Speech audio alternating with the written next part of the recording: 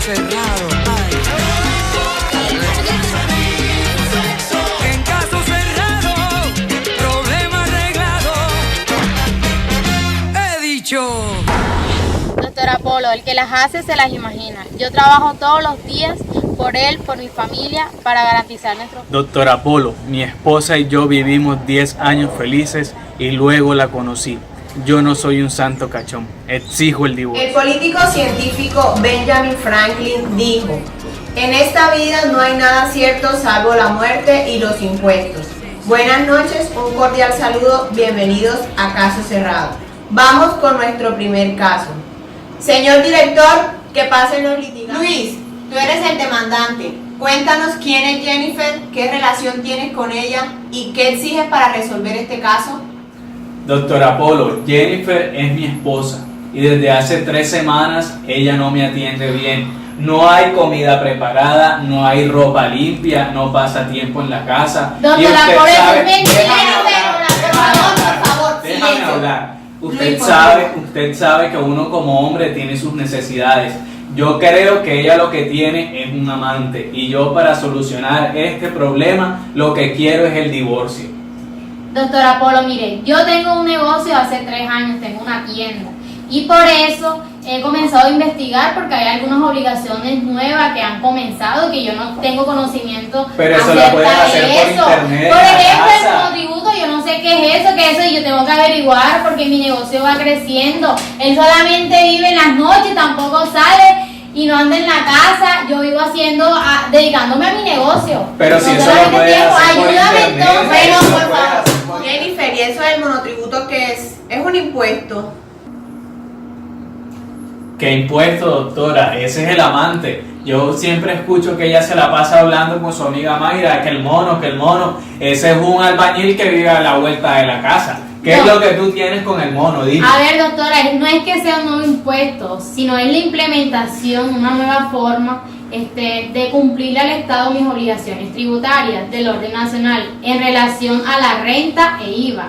O sea, personas naturales físicas como yo, que se desempeñan en pequeños establecimientos de comercio y dada la preocupada informalidad que tenemos los tenderos, lo que son las peluquerías, y yo tengo que informarme acerca de eso. Jennifer, me comentas que tienes un testigo. Producción, por favor, pasemos a la testigo de Jennifer. Hola, buenas noches. Buenas noches, doctor. ¿Tu nombre, por favor? No pudieron Yo traer a soy otra Mayra. persona. Tú eres la testigo de la demandada. Cuéntanos qué información tienes. Doctora, yo la he estado ayudando a ella a hacer unas investigaciones acerca del monotributo, porque este hombre que ella tiene a su lado es un bueno para nada, no sirve para nada. La cosa, cree Puro que ella desorden tiene es un lo que ustedes amante. hacen. No. Tú cállate, cree que ella tiene un amante. Dios, es antipático. Por favor, un momento. Bueno, Deja que pero la testigo con respeto, diga lo que doctor. tiene que decir. Con Llegará tu respeto. momento. por Deja favor. que hable. Sí. Por favor. Él dice que ella tiene un amante, mientras él se va a desnudar enfrente de miles de mujeres todas las noches porque trabaja de stripper. Y yo tengo pruebas porque lo seguí, doctora. Lo porque hago yo de lo manera seguí. profesional, Por favor, con eso por es que yo favor, pago un mi momento, carro. Pero ella no Luis, sabía. por favor. Producción, tenemos el video del que habla la testigo. Por supuesto, yo se los entregué a producción, doctor Apolo. Pasémoslo, por favor.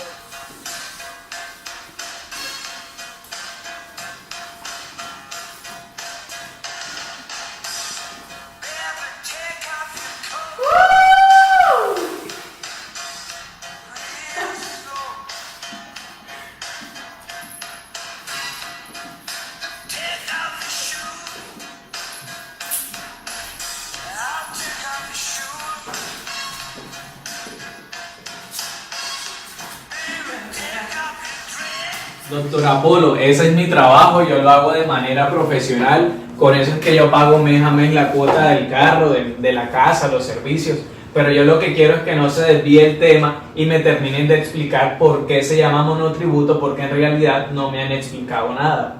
A ver, doctor Apolo, les comento. Se llama monotributo porque en la práctica simplifica el cumplimiento de la obligación tributaria con beneficios en la seguridad social de las personas que se acojan a este trámite.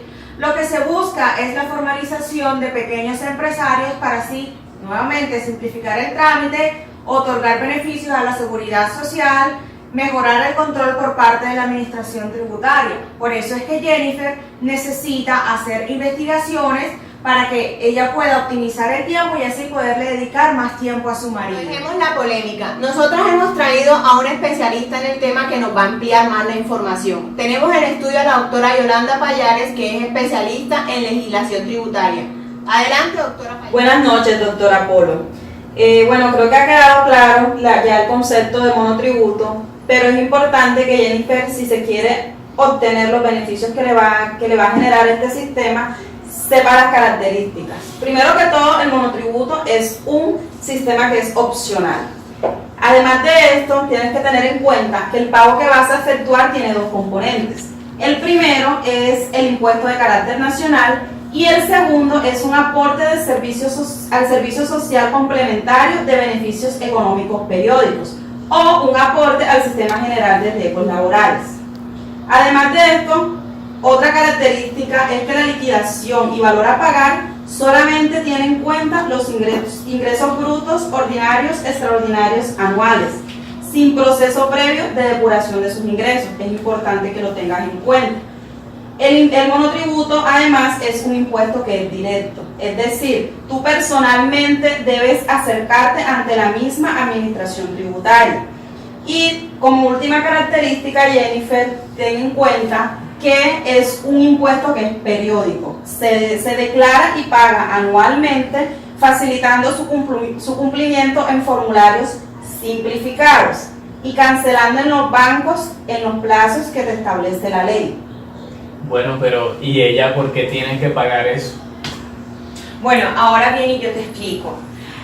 El hecho de que ustedes tengan una tienda, Ella la tiene, yo no. bueno, ustedes son esposos, ¿no? Sí, sí. Bueno, entonces cuando ustedes los casaron dijeron hasta que la muerte los separe y todo es compartido. De todos bien. modos, yo lo que quiero decir es que el hecho de que ustedes tengan una tienda, eso les acarrea una responsabilidad tributaria. ¿Por qué? Porque todos los ingresos que ella tenga, sean ordinarios, extraordinarios e incluso ocasionales, son un hecho generador. Además, tiene una base gravable que está integrada por la totalidad de todos sus ingresos brutos, ¿ok? Entonces, por esa razón ustedes tienen esa responsabilidad. Ok, entonces yo soy la contribuyente, porque yo soy la que tengo mi establecimiento, o sea, mi tienda, como también lo son los peluqueros, las tiendas informáticas, todas que tengan el régimen simplificado. Y el sujeto activo vendría siendo la DIAN, a la que yo le contribuyo Este tema está como interesante. Explíquenos cuáles son los requisitos para acceder a este beneficio y cuál es el monto que se debe pagar de acuerdo a los ingresos obtenidos. Actividades que pueden acogerse al monotributo. Peluquería y otros tratamientos de belleza. Actividades de comercio al por menor en establecimientos no especializados. Comercio al por menor de alimentos, bebidas y tabaco en establecimientos especializados. Comercio al por menor de combustible, lubricantes, aditivos y productos de limpieza para automotores en establecimientos especializados. Comercio al por menor de equipos de informática y de comunicaciones en establecimientos especializados. Comercio al por menor de otros enseres domésticos en establecimientos especializados. Comercio al por menor de artículos culturales y de entretenimiento en establecimientos especializados. Comercio al por menor de otros productos en establecimientos especializados. Comercio al por menor en puestos de venta móviles. Comercio al por menor no realizado en establecimientos, puestos de venta o mercados. ¿Y quiénes no pueden acogerse al monotributo?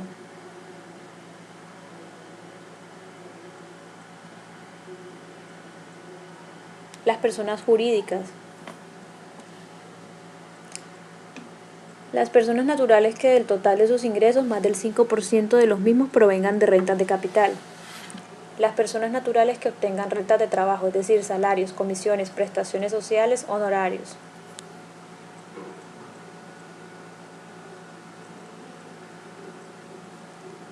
¿Cuáles son las razones para exclusión del monotributo?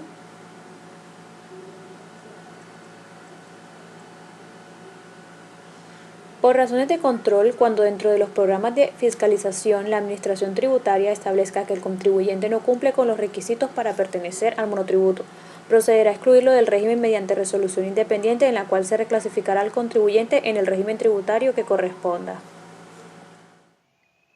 Vencimientos, excepciones y destinación del impuesto al carbono. Vencimientos del impuesto al carbono. Según lo establecido, los responsables del impuesto nacional al carbono deberán declarar y pagar de forma bimestral el impuesto correspondiente al año gravable 2018 en el formulario 250 prescrito por la DIAN. Los periodos serán enero-febrero, marzo-abril, mayo-junio, julio-agosto, septiembre-octubre y noviembre y diciembre. La tarifa del impuesto al carbono para la gasolina y el ACPM serán 0 pesos en los departamentos de Guainía, Vaupés y Amazonas. Excepciones del impuesto al carbono, al alcohol carburante y el biocombustible para mezclar con gasolina y ACPM, y la venta de diésel marino combustible utilizados para el reaprovisionamiento de los buques en el tráfico internacional. Destinación del impuesto al carbono. Serán para el Fondo de Sostenibilidad Ambiental y Desarrollo Rural Sostenible en las zonas afectadas por el conflicto, que es un instrumento para la financiación e inversión de proyectos de sostenibilidad ambiental donde se requiera mayor presencia del Estado. Estos recursos se destinarán para el manejo de la erosión costera, la conservación de fuentes hídricas y la protección de ecosistemas, entre otros. Usted al principio que mencionaba las características, usted hablaba de algunos beneficios que yo tendría si me acojo a este nuevo sistema. ¿Cuáles serían? El principal beneficio que vas a tener por contribuir en el sistema del monotributo es que vas a cumplir con tu obligación tributaria y te vas a evitar las sanciones que te impone la ley por evitar este tipo de responsabilidades. Además de esto, una parte de la tarifa del monotributo se destina a un ahorro para la vejez en el programa de beneficios económicos periódicos conocido como BEPS.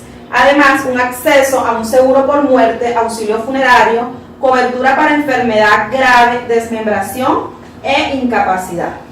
Otro de los beneficios que vas a tener es que una parte del tributo se destina al aporte de riesgos laborales sobre el ingreso del salario mínimo.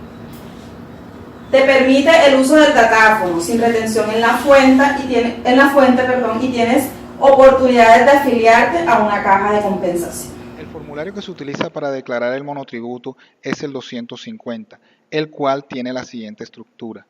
En la casilla número 1, el CIE debe seleccionar el año gravable a declarar y en la casilla número 4 corresponde al número del formulario asignado por la DIAN. Luego pasamos a las casillas de la 5 a la 24 que corresponden a los datos generales del declarante. Estos datos deben coincidir con la página principal del RUT.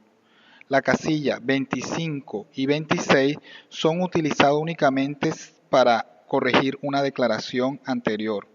La casilla 27 y 28 son utilizados por el declarante que es sujeto pasivo del monotributo BEPS, según lo establecido en los numerales 1, 2, 3 y 4 del artículo 905 del Estatuto Tributario, y aquí debe aclarar a qué categoría corresponde.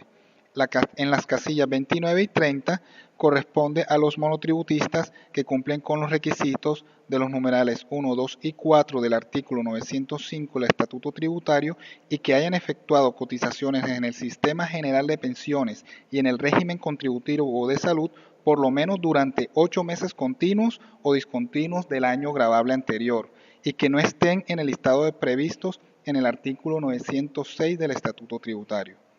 Luego viene la sesión liquidación del monotributo, que son las casillas 31 y 34, donde se registran los ingresos brutos anuales, valor del monotributo, valor del componente BEPS y valor del componente ARL.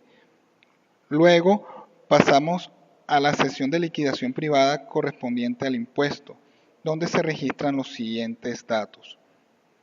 En la casilla número 35, el valor componente impuesto. Casilla número 36, anticipo valor año gravable a declarar. Número 37, saldo a favor del año gravable anterior sin solicitud de devolución o compensación. Número 38, retención del año gravable a declarar. Y la número 39 corresponde al saldo a pagar el impuesto, que resulta de la resta de los componentes registrados en la casilla 35 menos los de la casilla 36, 37 y 38 mencionados anteriormente. Si el resultado de esta operación es menor a 0, se debe colocar 0. Luego pasamos a la casilla 41, la casilla 40, que corresponde a las sanciones que haya lugar para la prestación de esta declaración. Y la casilla 41 es el total al saldo a pagar, que es el resultado de la suma de la casilla 39 más la 40. La casilla número 42 corresponde al saldo total a favor, que también resulta de la siguiente operación: la suma de la casilla 36, 37 y 38 menos la casilla 35 y la casilla 40.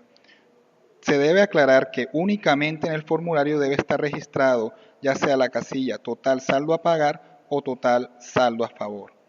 En la casilla número 43 corresponde al valor al pago realizado por anticipos al componente impuesto. El CIE lo registrará automáticamente. Y por último, en la parte baja del formulario corresponde a la firma del declarante de quien presenta el monotributo, la firma del contador, número de tarjeta profesional, espacio exclusivo para el sello de la entidad recaudadora, el valor del pago total del impuesto y el espacio para el número interno de la DIAN y adhesivo. Bueno, muchas gracias a la doctora Yolanda por su aporte. Nos quedó claro todo lo que es la información respecto al monotributo. Queremos mostrarle a Luis unas evidencias que producción recopiló de lo que es un día normal de Jennifer en las diligencias que hace cuando sale de su casa. Producción, por favor, pasemos un pan de 500. Un pan de 500. Allá ven. Despacho donde te vean. Hágame el favor, me da un pan de 500.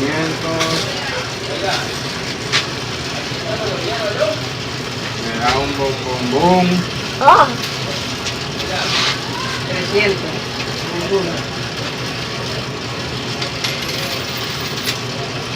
Bueno, a la orden, vecino. Después de haber observado el video, ¿qué tienes que decir al respecto? No, primero que todo, pues pedirle disculpas a Jennifer por haber desconfiado de ella, y gracias a ustedes también por enseñarme qué es el monotributo y que va a beneficiar a nuestro negocio si lo ponemos en nuestro negocio. No lo estuve.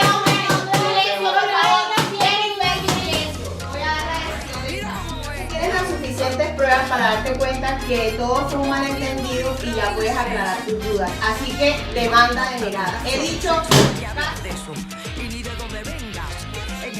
Esta loca llegó a mi estación de gasolina y me dañó la manguera y me lesionó a 2 funcionarios míos. Exijo reparación de todos los daños. Yo no voy a pagar ninguna manguera. Ellos son quienes me están robando a mí. ¿Qué dijiste, coronel? Televidentes, estamos de nuevo en caso cerrado. Vamos con nuestro segundo caso de la noche. ¿Qué pasa el desgraciado? Ay, perdón. Señor director, ¿qué pasan los litigantes?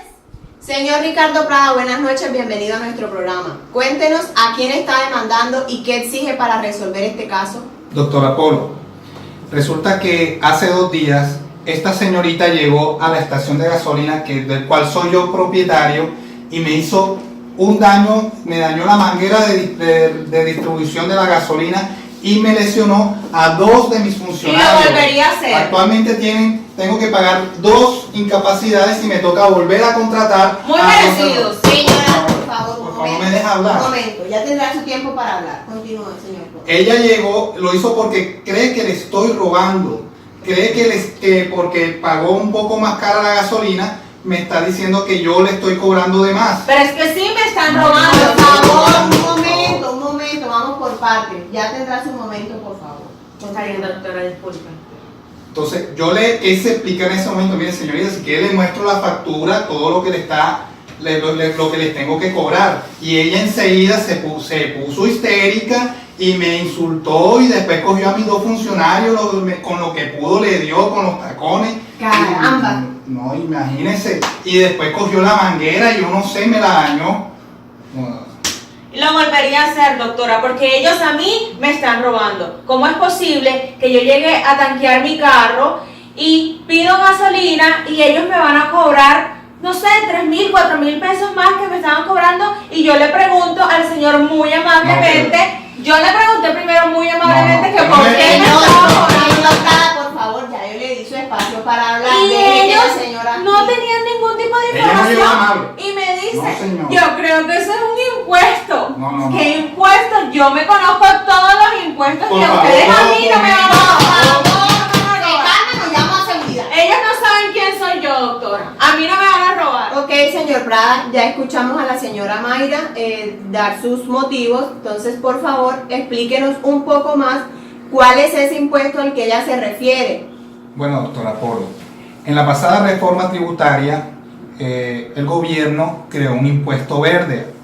Ese impuesto verde lo que busca es que para el año 2030 en el país se reduzca el 30% de los gases de efecto invernadero.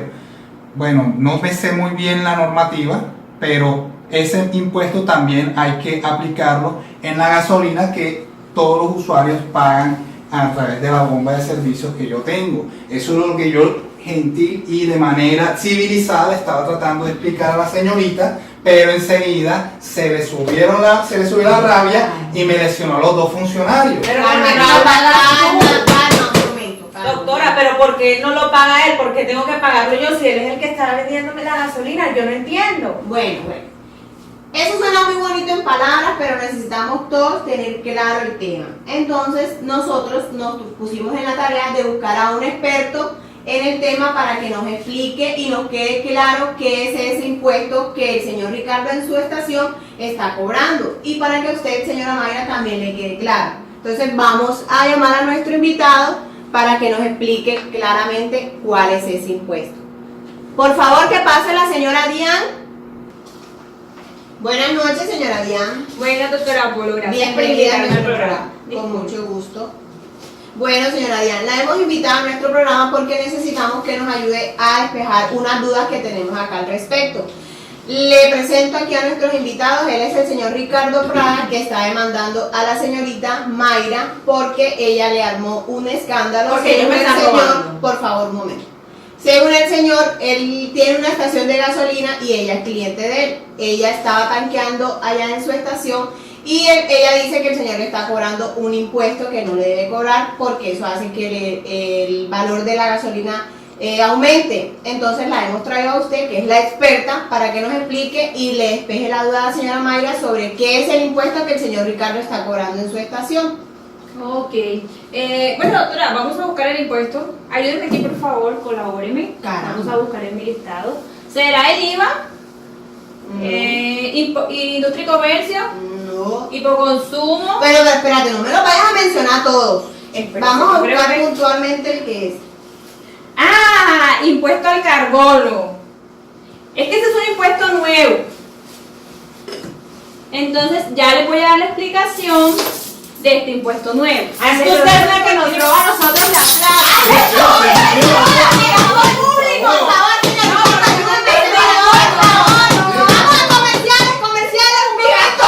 Buenas noches, queridos televidentes. Quiero pedirles disculpas por el inconveniente que se presentó ahorita. Se me salió de control la gente, pero ya todo está normal. Continuamos con la entrevista a la señora Diane. Cuéntenos, ¿qué es el impuesto al carbono? Claro, doctora. Este impuesto consiste en el pago de una tarifa relacionada con la producción de carbono, que es un elemento químico presente en los combustibles fósiles y que se libera en forma de gases efecto invernadero a la atmósfera cuando estos son quemados. En palabras más simples, es un pago que se debe realizar por contaminar el ambiente con los gases provenientes de la combustión de gasolina, ACPM, querosene, jet fuel y gas natural. ¿Por qué se da este impuesto?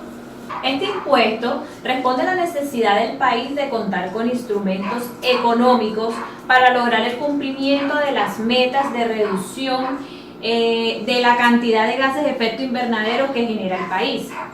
El objetivo del impuesto es desestimular el uso de combustibles fósiles y promover la implementación de tecnologías energéticas más eficientes y más limpias. La importancia de este tributo radica en que la quema de combustible genera el 27% de las emisiones contaminantes en Colombia, es decir, 51 millones de toneladas de CO2 equivalente.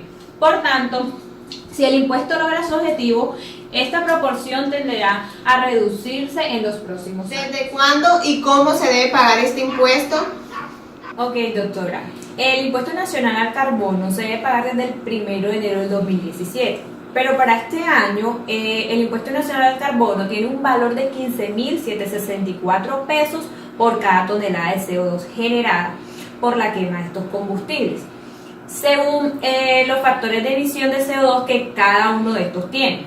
Por ejemplo, por cada galón de gasolina se deben pagar 135 pesos adicionales.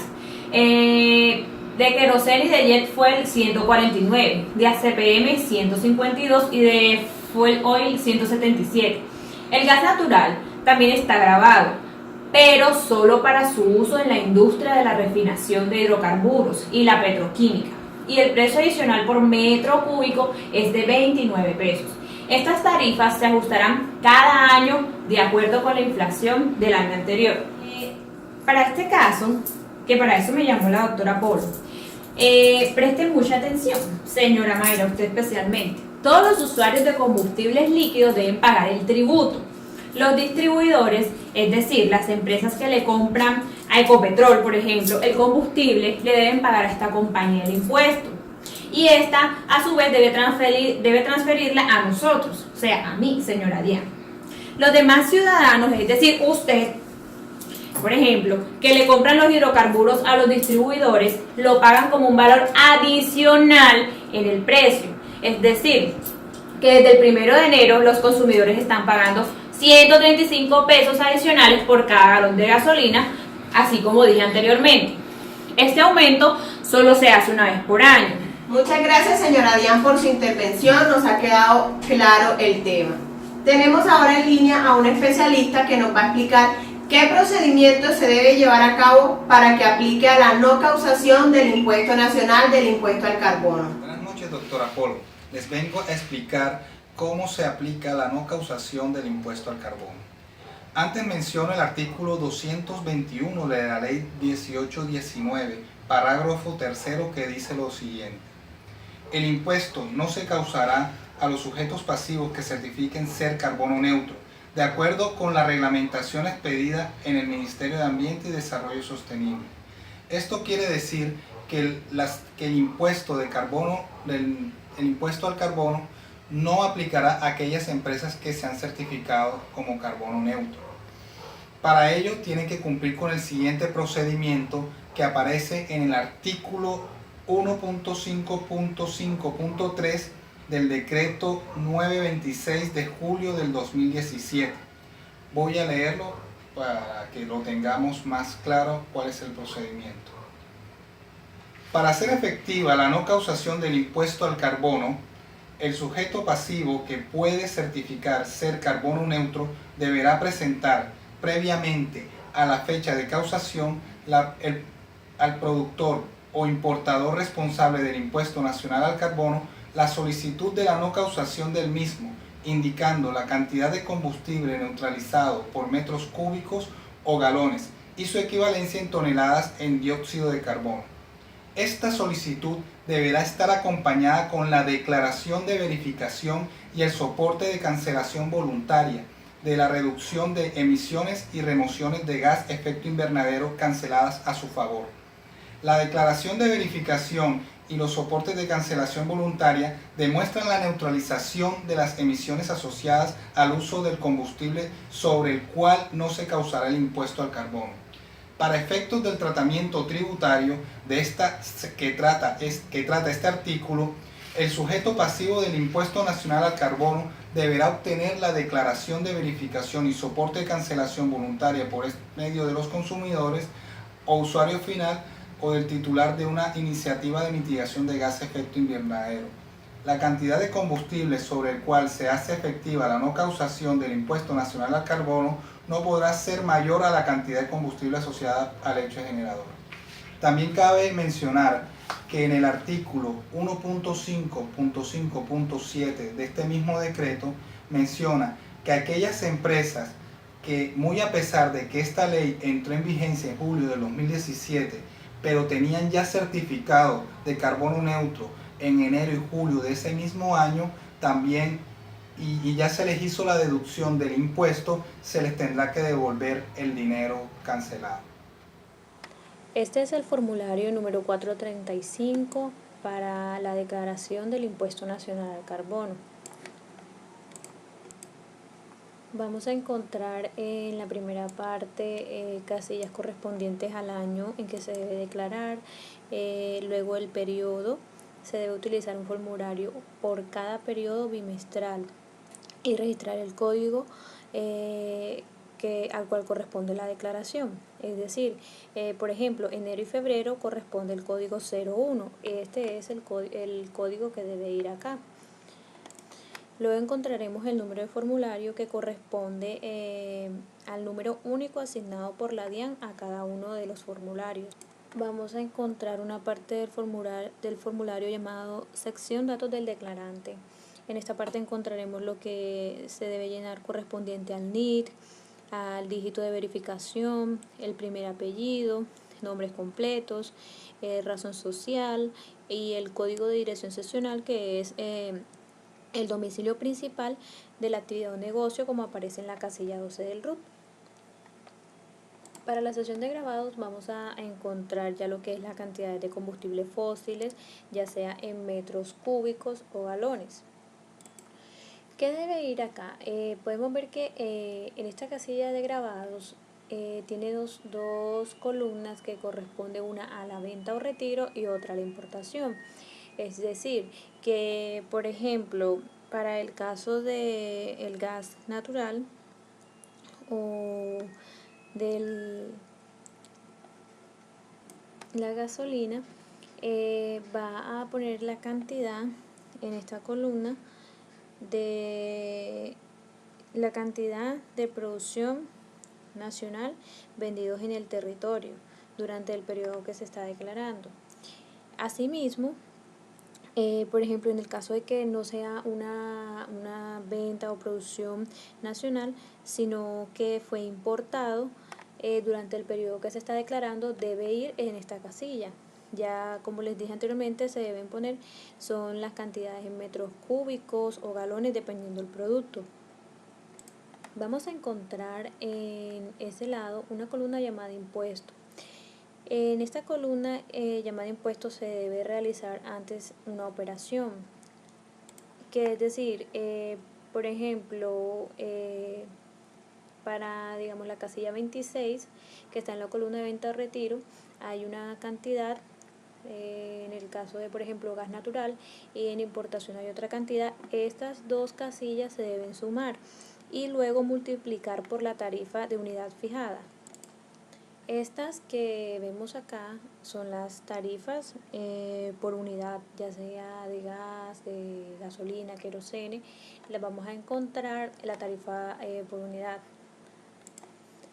Luego de hacer la operación, que como les dije anteriormente era la suma de esta columna con esta por la tarifa unidad fijada que les mostré, el resultado va a ir en esta columna de impuesto. Otra parte del formulario se llama no grabados, corresponde a esta parte de acá, estos productos que se encuentran acá. Aquí se debe registrar ya sea en galones o en metros cúbicos, dependiendo del producto, la producción nacional vendida dentro del territorio nacional a usuarios no industriales, por ejemplo en el caso del gas licuado. Para el caso de la CPM podría ser la producción nacional vendidas o retiradas en Guainía, Baupés y Amazonas durante el periodo a declarar. A esta sección de no grabados también le van a corresponder dos casillas en la columna de importación para el caso de, por ejemplo, lo que es ACPM o gasolina. Registrar el total de galones importados para Guainía, Baupés y Amazonas. Encontraremos otra sección correspondiente a pagos en exceso de periodos anteriores. Acá en esta casilla En estas columnas lo que se debe registrar es la producción nacional vendida o retirada para el consumo y que inicialmente fueron facturadas a la tarifa específica durante los periodos anteriores al declarado. Se debe realizar el mismo procedimiento hecho en las sesiones anteriores para poder verificar cuál es el valor del impuesto declarado en exceso correspondiente. Para el caso de la sesión de liquidación vamos a encontrar ya el total del impuesto generado, que es la suma de la casilla 38 a la 43 y se debe registrar acá. Luego el total de los valores pagados en exceso de periodos anteriores, que es la suma de la casilla 59 a la 62 y se debe registrar en esta parte. Si la sumatoria de las casillas de 59 a la 62 que corresponden en esta casilla es mayor al total de impuesto generado de la casilla 63, solo podrá solicitar los valores pagados en exceso de periodos anteriores hasta el valor total del impuesto generado. La diferencia podrá solicitarla en los periodos siguientes, atendiendo las mismas reglas frente al impuesto generado. En cuanto al saldo a pagar, que es restar la casilla 63 con la casilla 64 más la casilla 65, va a ir diligenciado en esta casilla. Para la casilla de sanciones, acá se debe poner el valor total de las sanciones a que haya lugar y que se generen por la presentación de esta declaración. Cabe recordar que la sanción a declarar no puede ser inferior a la sanción mínima equivalente a 10 VT. Para esta sección de la casilla número 67, correspondiente al número de identificación de asignatario, si usted firma como representante de persona jurídica o de persona natural declarante, debe estar registrado en el RUT. Aquí se debe escribir el número de identificación tributaria que le asignó la DIAN. Luego el DB, que es el número escrito con el NID registrado después del guión. Encontraremos también el pago total. Para los declarantes virtuales, esta casilla no es diligenciable. Para realizar el pago de los valores a cargo, el declarante debe diligenciar un recibo oficial de pago de impuestos nacionales, utilizando el concepto definido para el efecto y realizar el pago ante las entidades autorizadas para recaudar o utilizando la opción de pago electrónico. El código de representación es correspondiente al tipo de representación de quien firma como representante del declarante, de acuerdo con la casilla 96 del RUT del declarante. Vamos a encontrar en esta parte lo que es el código de contador o revisor fiscal, es decir, el código asignado al contador o al revisor fiscal según lo que corresponda. En esta parte el número de tarjeta profesional correspondiente ya sea al contador o al revisor fiscal. Este es un espacio exclusivo para la entidad que recauda. Y por último, este espacio que está acá, que también es exclusivo para la entidad recaudadora. Muchas gracias a nuestro experto por la intervención, nos ha quedado clara la información. Señora Diana, muchas gracias por acompañarnos esta noche en nuestro programa. A nuestros invitados, muchas gracias. Entonces voy a dar el veredicto. Nos quedó claro que el señor Ricardo no cometió ningún acto ilegal al hacer el cobro a la señora Mayra. Entonces le concedo la demanda al señor Ricardo. Señora Mayra debe pagarle todos los daños causados al señor de reparación de gasolina. Bueno, entonces irá presa, pero se los tiene que pagar. Le tiene que pagar los gastos médicos de los empleados y arreglarle la manguera al señor Ricardo. Yo no le voy a arreglar ninguna manguera. No tiene que arreglar. He dicho caso cerrado. Y recuerde, sea cortés, ande con cuidado, edúquese lo más que pueda, respete para que lo respete, cumpla con sus obligaciones tributarias y que Dios nos ampare. Hasta la próxima. Gracias. He dicho. Ayuda a salir del dilema. Ah, no, es así, perdón. El político científico Benjamin